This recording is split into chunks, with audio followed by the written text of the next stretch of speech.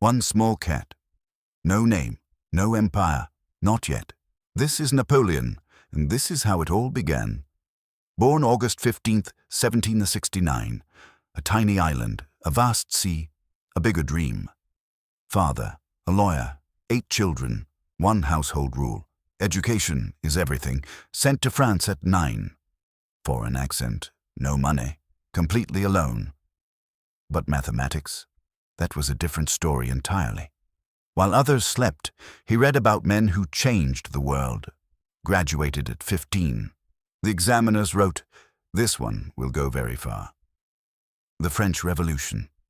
Paris burns. A young officer watches and thinks. Toulon, 1793. The British hold France's most vital port. Captain Napoleon has a plan. He was wounded. He didn't leave. Fort Mulgrave fell. The British fled. Brigadier General, 24 years old, the youngest in French army history. 1795. A Paris uprising. He scattered them with cannon. Paris knew his name now. Then love arrived. Josephine. He fell completely, helplessly in love. Army of Italy, 1796. Starving, ragged, beaten. He gave them back their fire. 10 months. Montenotte, Lodi, Arcole, Rivoli. He did not stop. Arcole. He walked toward the guns himself. Legends are born this way. After Rivoli, Austria asked for peace. Italy was France's. He was a legend. Egypt, 1798. He brought soldiers and 150 scientists. 40 centuries of history looked down upon you. His words, still remembered. Nelson destroyed the entire French fleet. He was stranded. No way home. He abandoned his army and slipped back to France. France was waiting. November 9th, 1799. He walked in, the Republic walked out. He was first consul. He worked 16 hours a day. France began to rebuild. May 1800. He crossed the Alps in a blizzard. 40,000 men followed. Marengo, nearly lost by noon. Won by sunset. That was Napoleon. The Napoleonic Code, still the legal foundation of 20 nations today. December 2nd, 1804. He crowned himself.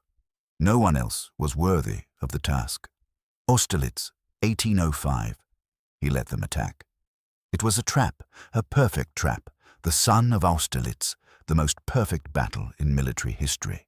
Vienna fell. Austria surrendered. A Corsican cat sat on the Habsburg throne.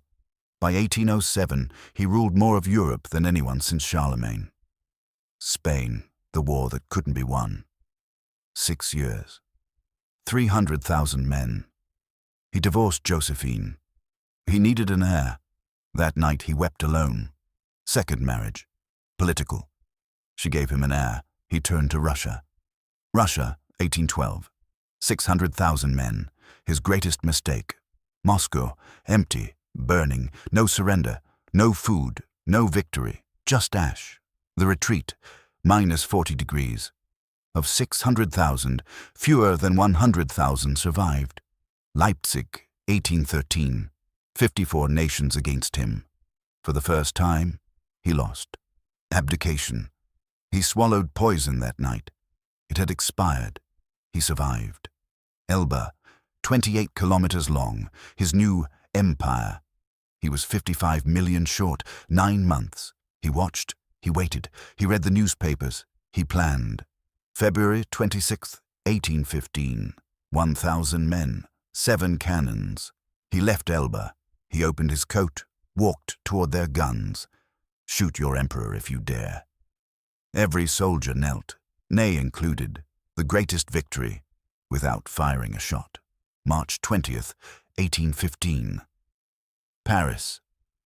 The 100 days had begun. The world held its breath.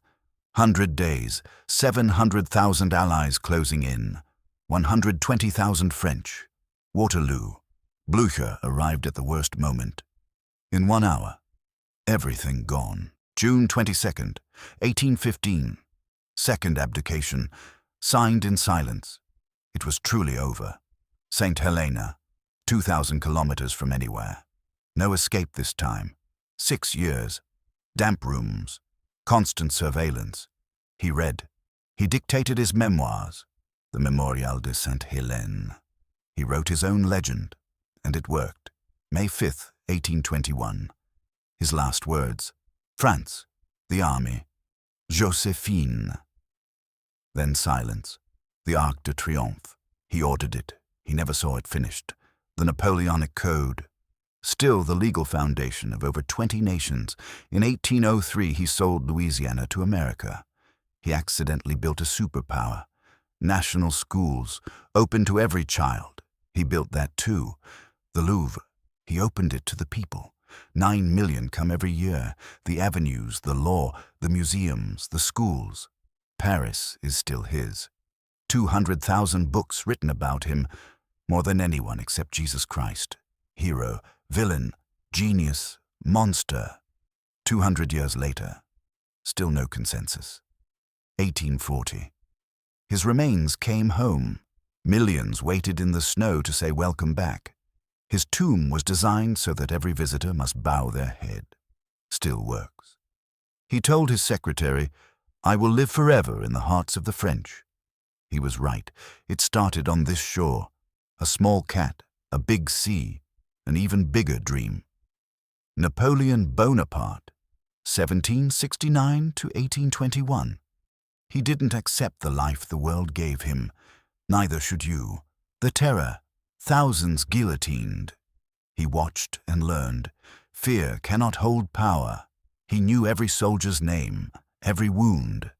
That's why they died for him. His scholars found the Rosetta Stone.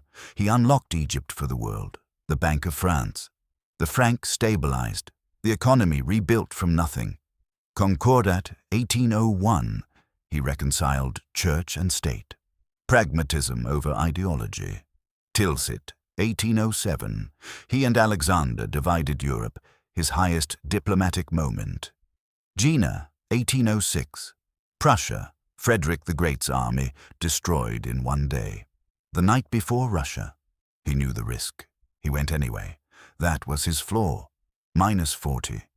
Men died sitting down. He could not save them. He walked with them. The newspaper arrived. France was unhappy. He sat up. He began to plan. Leipzig. 300,000 Allied troops. 60,000 French. Mathematics ended it. March 20th, 1815. Walked from Elba to Paris without firing one shot. Extraordinary. No weapon, no army, just courage. The whole regiment knelt and wept. When the guard retreated, he knew. The Imperial Guard had never retreated before. He surrendered to the British, requested asylum. They refused. St. Helena. He rewrote history from a prison island, and most of the world believed him. Every president who visits must bow their head. He planned it that way. He was from here. A small island that never leaves a person or a cat. He is still here, in every law, every street, every classroom, every museum. He was 51. He had lived more than most men live in 100 years. Look at the modern world. His fingerprints are everywhere. Still, from a small island to all of Europe, to a smaller island, one extraordinary life. Napoleon Bonaparte. He didn't accept his fate. Neither should you. Subscribe.